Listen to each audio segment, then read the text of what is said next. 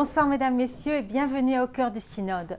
Nous nous laissons illuminer par une page de l'Évangile, la rencontre de Jésus avec la Samaritaine au puits de Jacob. C'est ainsi que débute le message final du synode pour la nouvelle évangélisation.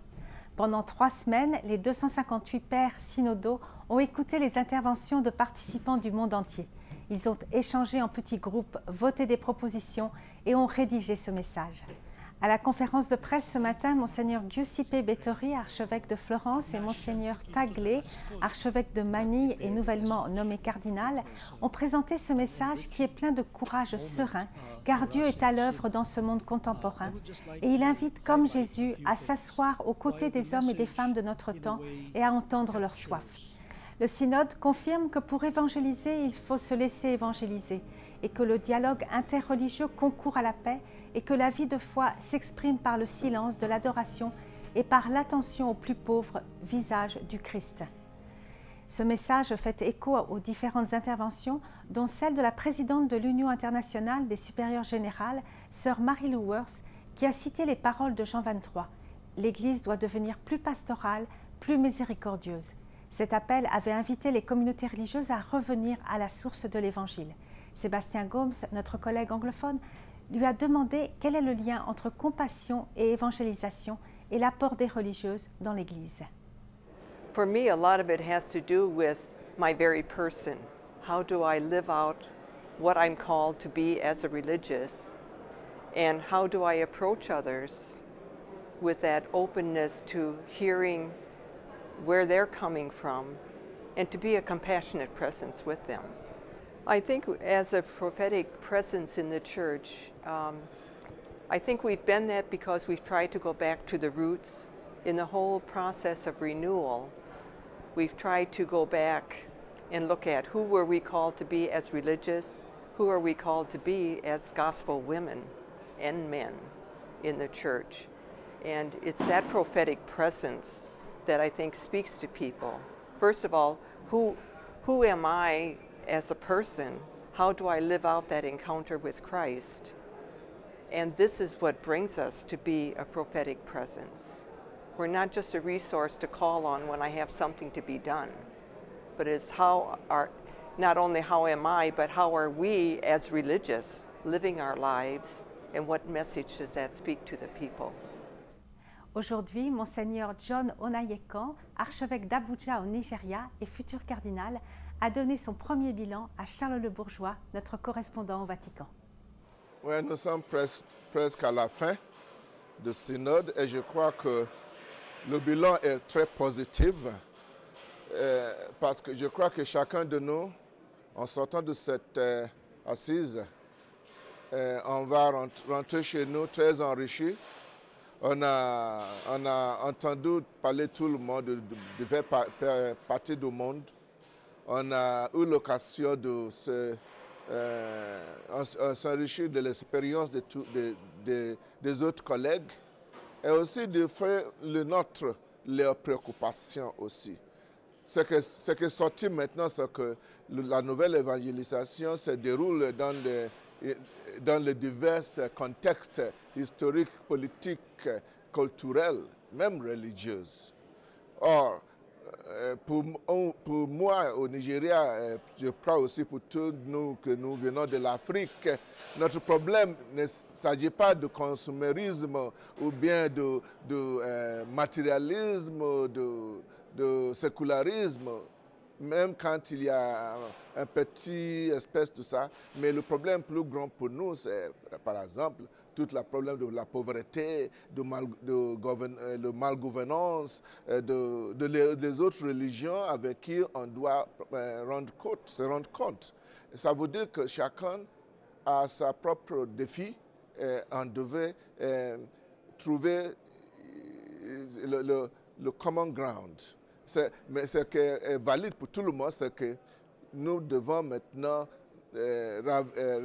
raviver notre foi, réchauffer notre foi, si on pourrait le parler comme ça, et réinvigorer notre intention vers l'évangélisation.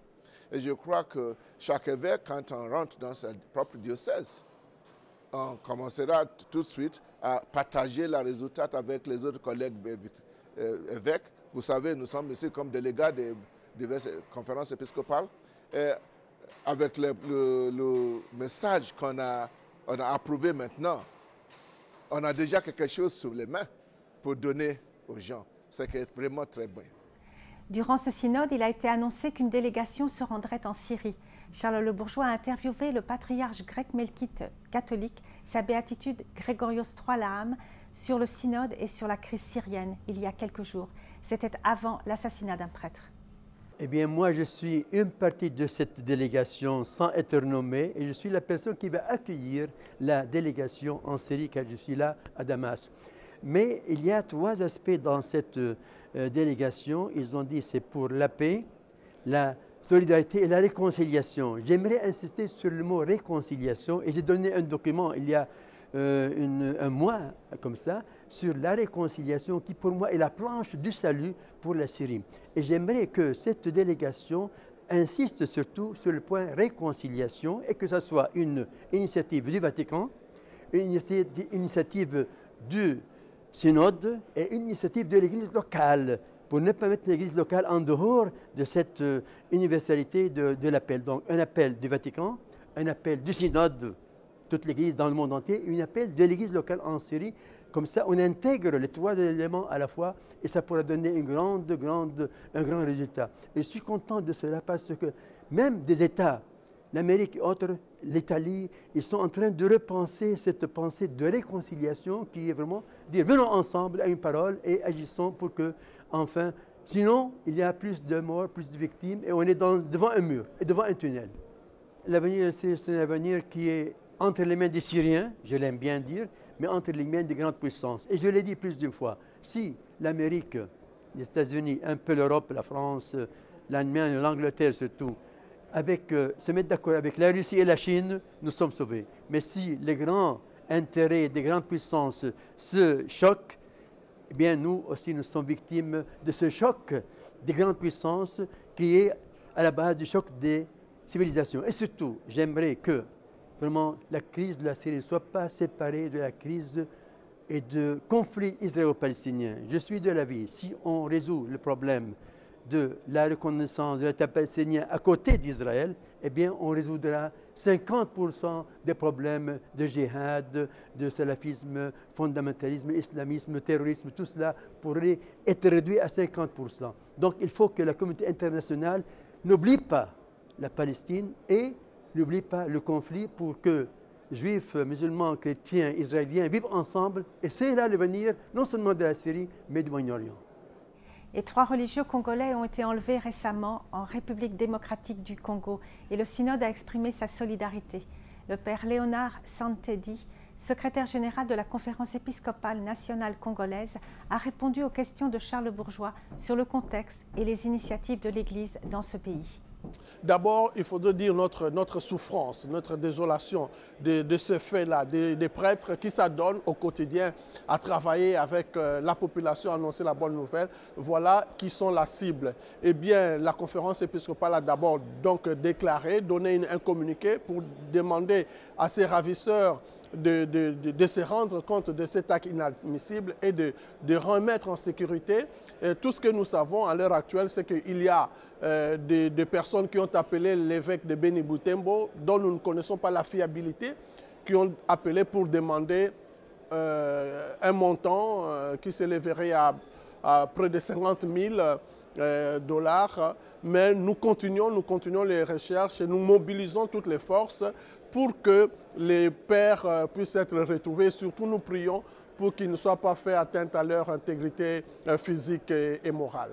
Évidemment, l'Église est toujours aux côtés du peuple, soucieuse d'apporter une parole d'abord d'espérance, l'espérance chrétienne qui nous dit que bon, l'avenir a un visage désirable. Et c'est cette espérance qui nous engage alors aux côtés du peuple pour la paix d'abord, pour la justice sociale, pour travailler au quotidien pour le bien-être de cette population. Donc cette Église est très engagée dans cette situation que vous venez de décrire, très engagée pour être témoin de la justice, combattre pour la justice, mais très engagé aussi pour travailler à la promotion humaine intégrale de cette population si durement éprouvée par cette situation de guerre, par cette situation d'instabilité politique et par une situation sociale très déplorable. Eh bien, l'Église travaille au quotidien pour apporter tant soit peu la paix et la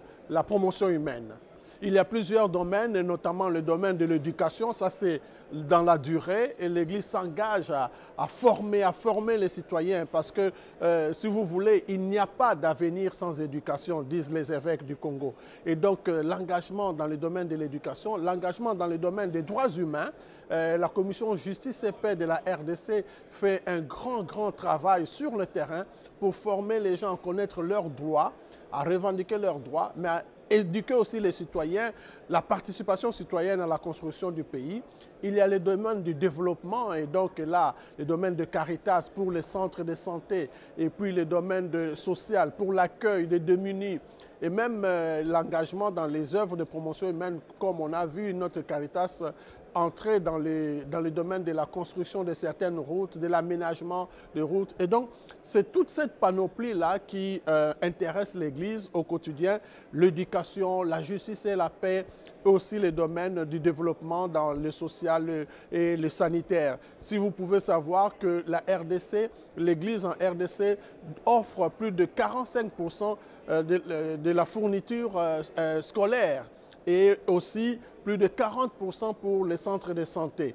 Et donc, au quotidien, c'est ça qui nous intéresse. Et tout cela, pour nous, c'est travailler à l'annonce de la bonne nouvelle qui est apporter le salut et un salut intégral. Eh bien, Monseigneur Jomo, président de la Conférence épiscopale nationale du Congo, a bien cerné les problèmes. Si ailleurs, on pose le problème plus de la sécularisation, dans notre contexte, même si la sécularisation avance, on a affaire à une malcroyance. On a une grande religiosité populaire, il y a le défi des sectes et de nouveaux mouvements, certains nouveaux mouvements, qui fait qu'une année de la foi, c'est pour nous une année pour se recentrer sur une rencontre personnelle avec Jésus-Christ, une rencontre qui transforme l'homme et qui l'aide aussi à transformer son environnement. Et donc, une année de la foi, c'est se ressaisir sur, je dirais, la rencontre personnelle avec Jésus-Christ, une rencontre aussi communautaire. Cette rencontre-là permet aux chrétiens d'être désengagés des hommes et des femmes engagés au plus épais de la condition humaine pour transformer la société. Et donc, une année de la foi, pour nous, c'est une grande opportunité, un kairos, pour voir nos communautés travailler vraiment à un avenir meilleur de notre pays. La nouvelle évangélisation concerne les autres chrétiens. Au synode, des délégués fraternels d'autres confessions chrétiennes sont présents, comme l'archevêque Sarah Francis Davis, vice-présidente du Conseil mondial méthodiste. Elle réside en Jamaïque. Sébastien Gomes lui a demandé comment elle vit ce synode pour la première fois. Well, the thing that has me excited, and I mentioned it in one of the group sessions that we had, is that we're talking about places of where we are. In other words, I can't witness and evangelize if I, as His Holiness said, have not had an experience with Jesus Christ. I think that this theme and this mission that the Catholic Church is embarking on calls each of us to that place of looking inside to see where we are on our spiritual journeys. Are we just about what we've read, what we've written, or is it something real within the very depths of who we are? Do you really have an experience? Have you had one with Jesus so that when you talk about it, you are authentic? Or are you just quoting and people can see it? In fact, the Archbishop of Canterbury said it so well on day before yesterday. He said, people look in your eyes. They can tell whether or not you've seen Jesus or not. And that's where we are. Les communications sociales ont été souvent relevées comme moyen pour la nouvelle évangélisation. Monseigneur Claudio Maria Celli, président du Conseil pontifical pour les communications sociales, a confirmé à Charles Bourgeois l'importance des communications sociales. Et maintenant, je pense qu'il faut avoir audace et sagesse, ce que disait le pape Paul VI in Evangelii Nuntiandi. Il faut avoir audace et sagesse pour voir dans quelle mesure dans les grands mondes et des nouvelles technologies, on peut présenter l'Évangile. Là est notre responsabilité. Et parce que beaucoup de monde vivent dans ce monde de la cybernétique. Et alors, aussi dans ce monde, il faut témoigner, il faut annoncer, il faut vivre et montrer cette joie d'avoir rencontré Jésus. Merci d'avoir été des nôtres pour la couverture de ce synode sur la nouvelle évangélisation, expérience dynamisante pour toute l'Église universelle. Dimanche, en signe d'action de grâce pour ce synode, la messe de conclusion du synode, présidée par le pape, rassemblera les pères synodaux et tous les participants, ainsi que des milliers de pèlerins, place Saint-Pierre à Rome. Nous la diffuserons à 10h en anglais et à 16h en français. Bonne fin de semaine.